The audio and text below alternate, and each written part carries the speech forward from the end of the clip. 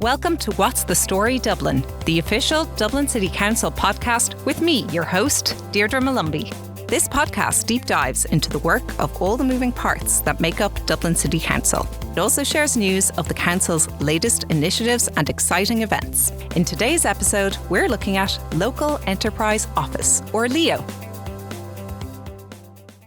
Today, I am joined by Grainne Denning, who is the Senior Enterprise Development Officer of LEO. You're very welcome, Grainne. Thanks so much. Grainne, I'm so excited to get into today's topic about the work of LEO because the breadth of services you guys offer and multitude of ways that you support business is really, really extraordinary.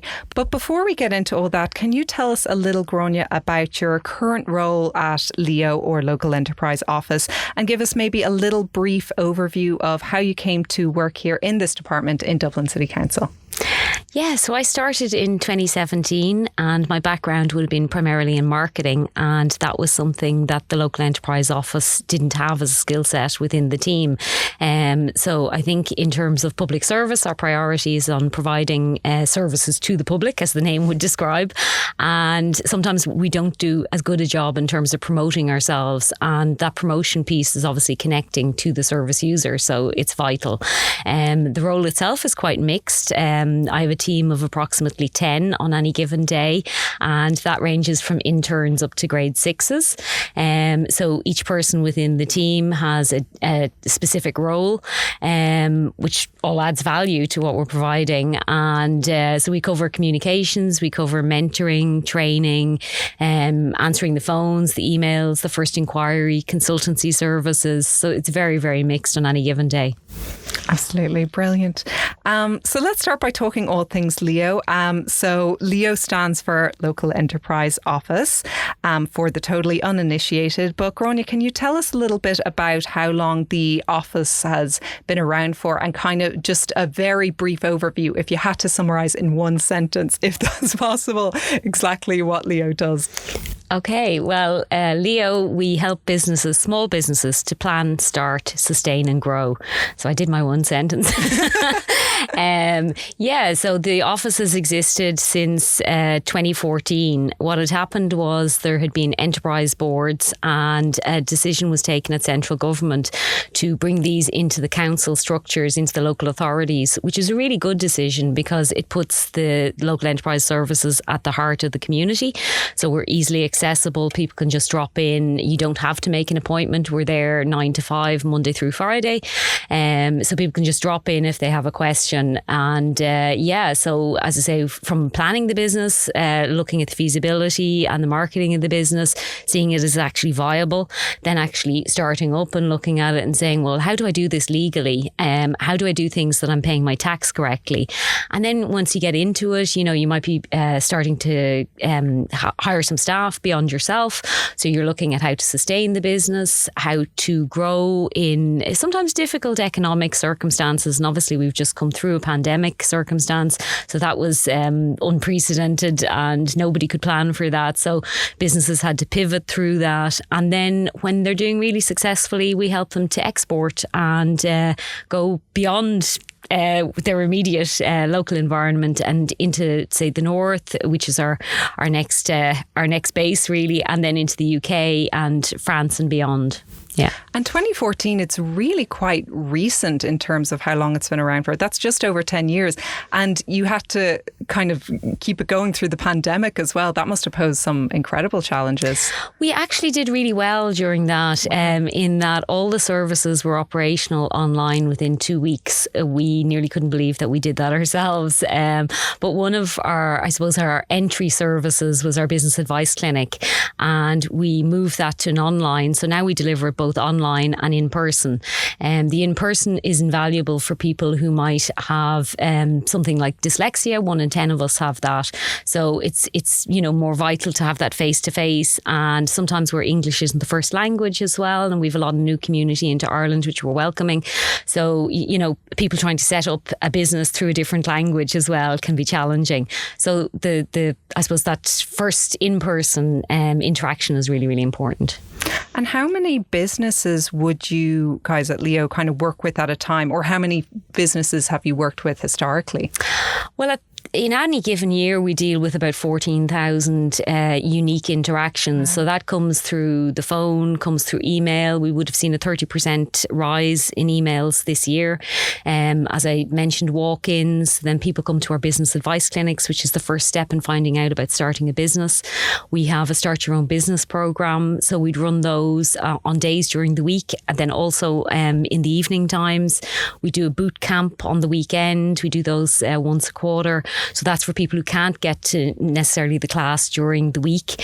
They're all kind of the startup initiatives that we would have. Then we have training. So we've got training both online and offline. We've got management development programs. So the offering is really, really wide and broad. And then kind of the one-to-one supports. When you get into running your business, you might be hit by a challenge, or you kind of go, look, there's a huge opportunity here, but I want to cost it out before I dip that toe in the water, so to speak. So we have mentors as well that would help the entrepreneurs really tease things out before they make that financial commitment to them. So it's a really broad range of services for each of the life stages of the business.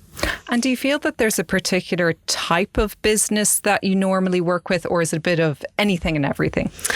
We welcome everybody to come to us, essentially. But yeah, there is types. It depends really on where you're based, will kind of influence that. So in Dublin, what we see is a lot of tech entrepreneurs. We'd also see a lot of people in the food space, starting cafes, starting maybe a new nut bar, something maybe for celiacs, gluten intolerant, lots of different markets around that. We would see people in professional services as well. And craft is another area that we're really seeing excel. But I suppose that would change if you're operating out in the local enterprise office in Fingal. You would see kind of more logistics the nearer you get to the airport.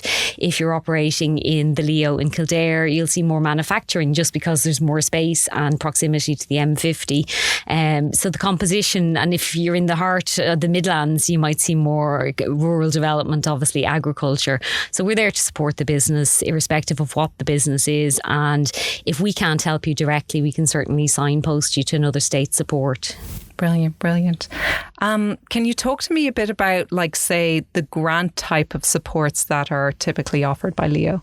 Yeah, there's a number of grant supports. Our grants would tend to be more for people in the manufacturing space, so manufacturing and heading towards export.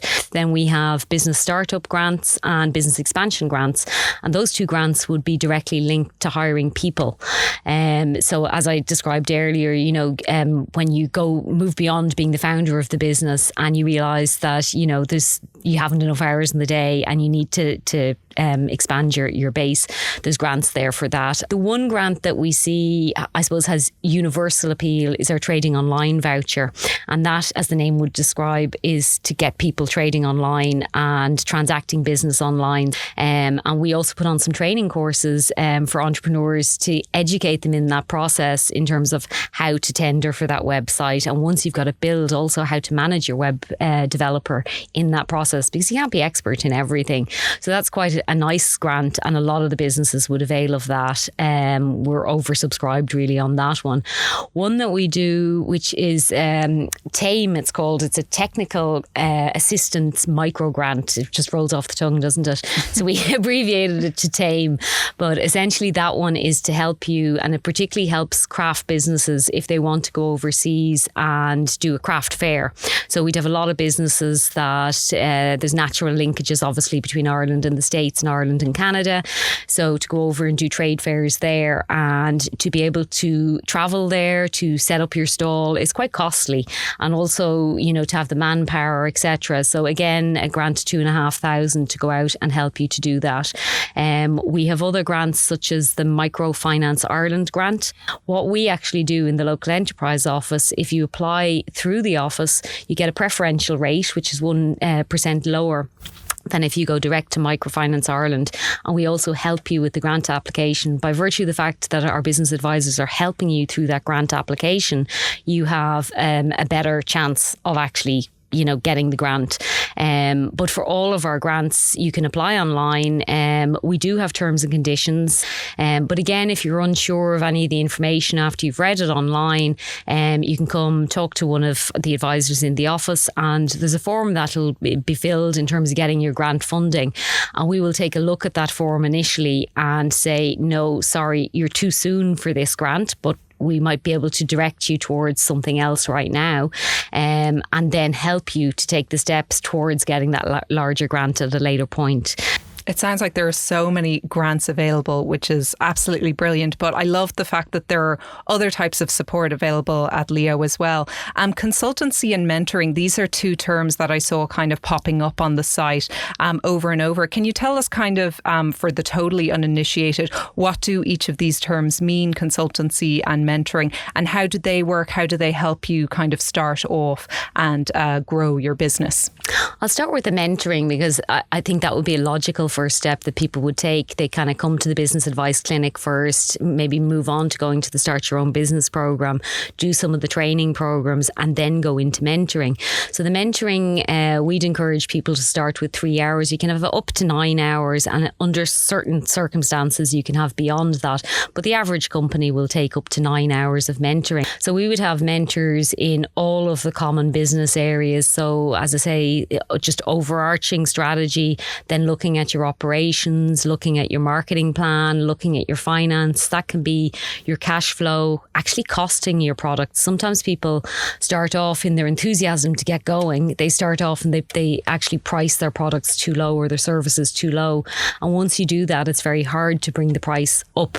So it's very, very important to get that right at the outset. Mentoring is something as well, just to say, you can do at the very beginning, and then you can do as a more mature business as well, that, as you grow, you're going to come up with different challenges and opportunities. So it's something you can revisit. We have a database of close to 50 mentors. They all had to tender for the position. So it's very competitive, and they're very, very skilled people in industry. Most of these individuals would have run businesses themselves. Some of them are serial entrepreneurs. They've done things at different scale. They've worked internationally. So irrespective of how unique you think your business is, we've seen some permutation of it before. I think it's something everybody should be doing, really, as I say, to tap into that wealth of knowledge and experience. Like, I don't know where else you'd get it, to be honest. On the consultancy side of things, it's more for businesses that have matured a little bit. So we would have started this during the pandemic, where businesses were struggling with the continuity of their business, and we put out a voucher for business continuity, and we were inundated. We had 1,600 applications within 6 weeks, and thankfully 1,300 of those were successful, and we were able to administer 3.5 million in grant funding during that period, over a 6-week period. So it was phenomenal for the businesses, and it gave businesses an opportunity to pivot, change up the model of their business in order to continue on. So out of that, Enterprise Ireland and the local enterprise office in Shannon would have seen an opportunity, obviously, then to provide consultancy services. And there's a couple of areas that central government is looking at intently, and green obviously is one of those. We want the businesses really to embed green principles from the outset. So it's everything from thinking about your carbon footprint to, the design of your packaging, the waste that you're actually producing in your business. And we have, again, several management development programs that will help you in addition to the consultancy. So other products that we would have then on the consultancy is export. So we've 9 businesses at the moment going through an export plan. So essentially what we're doing is, for each of the businesses, we analyse their current operations, come up with a plan for exporting into their chosen market. But yeah, it's just practical supports that we have there on the consultancy side. So as I say, the businesses would be more mature. It wouldn't be for a business starting out. And again, it's not hard cash as such that you're getting. You're getting the support of the consultant, but the consultant is actually doing some of the heavy lifting for you. On the mentoring side, they provide more advice, whereas the consultants actually do part of the work with you and alongside you. When you come and start planning your business and looking at starting your business, we will be talking to you about green and digitisation, because we know that it's more cost efficient to plan these things in from the start rather than try and retrofit, so to speak. So we're really passionate about helping the businesses on this. Absolutely. Brilliant, Grainne. And I'm sure people listening, they're probably curious to hear. Can you tell us maybe about a few of the success stories or some interesting case studies that have come out of, the Dublin City Council office of Leo in maybe some recent years? There's been so many, with specific brands. There's one brand I'm thinking of that they do frozen veg products, and they started with us a number of years back, and the entrepreneur would have gone through a program called Ireland's Best Young Entrepreneur, and it's a competitive product or a process where the businesses compete for a prize fund, and obviously the status that comes with that, and there's different levels of funding as you go. But I just had the TV on in the background there recently, and ITV or UTV this morning was on, and the entrepreneur is now advertising in the UK. Wow. The brand is Strong Roots. An entrepreneur is Samuel Dennigan, and you'd see the Sam Dennigan lorries going up and down the country. So fantastic to see somebody's success such as that. Another one that has recently been working his way through the consultancy products would be Nick, an entrepreneur who is Nutty Delights, and you'd see their stall over in the Jervis Street Centre, and he has done lean and digitisation, and he's part of an entrepreneurial group now that we have, a networking group of mid-stage entrepreneurs where they come together to talk about the challenges and opportunities they're having. And Nick is such a passionate entrepreneur in his business. It's himself and his co-founder, who's actually his wife, and running an amazing business going from strength to strength. They are an example of somebody that digitised their inventory and did a really, really great job. So if I want to encourage another business, I say, go talk to Nick. He's had such a great experience of this. So there's several. Female entrepreneurship as well is another area. And sadly, women still have more difficulties and more blockers, and a large one obviously is still down to childcare in setting up a business, and sometimes as well maybe a little bit risk adverse. So we set up the Women in Business Network, and that again has gone from strength to strength. We have double the membership that we had. TU would partner with us, Trinity College as well, on some programs, and that's really important as well, so that we're seeing entrepreneurs coming through from the third level colleges, and getting that mindset in there as well, because it is a mindset, and we would see that with the serial entrepreneurs. They do it once, they do it well, and then they move on and they do it again. It's just something within them. They like working for themselves. They like, the next challenge and the buzz of it. And if you could bottle it, it'd be a very expensive bottle. Yeah. I feel like we've covered such a huge breadth of the services that are offered by Leo, but are there any that we're missing here that you'd love to flag that maybe the public might be less aware of or unaware of? Oh, God. Well, the networking, as I mentioned, because we do that at different stages. So if you go to the Start Your Own Business program, we've actually started up a Start Your Own Business alumni after that. So it's not just going to the course, getting the information, and then you're done after 5 weeks. It's the collaboration that you get there afterwards. We've started a network for the growth stage businesses, because the challenges and opportunities that they're seeing are very different to when you are starting your business. So that's running really, really well. The Women in Business, as I mentioned, that there's just such collaboration there. And again, we bring in expert speakers to that. I think no matter what your situation is, just pick up the phone and ring us. You can ring us on 222-5611. And also our email is info@leo.dublincity.ie. And there's a raft of information online. So it's just localenterprise.ie/Dublin City. And as I say, any of our advisors in the office will be able to assist you.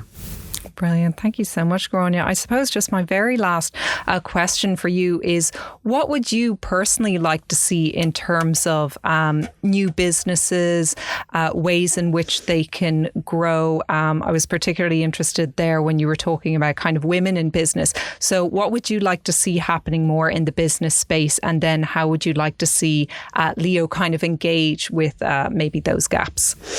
I think there's a lot of challenges out there for businesses now, and it's one way maybe more for central government as we head towards an election.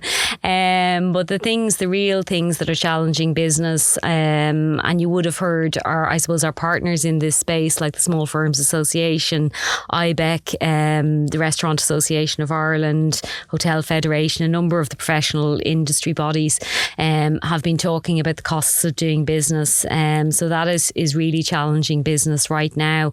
The minimum wage, obviously, increases in the minimum wage is a cost to the small business. The VAT rate has been discussed for businesses, particularly in the hospitality space.